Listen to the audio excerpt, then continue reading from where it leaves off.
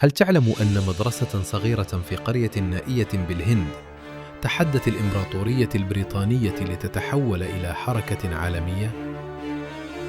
في القرن التاسع عشر وتحت وطأة الاستعمار تأسست مدرسة دار العلوم ديوبند بهدف حماية الهوية الإسلامية من التغريب. لم تبق مجرد مدرسة، بل أصبحت ثاني أكبر مركز تعليمي بعد الأزهر، وتمددت من الهند لتدير آلاف المدارس في باكستان، بريطانيا وجنوب أفريقيا.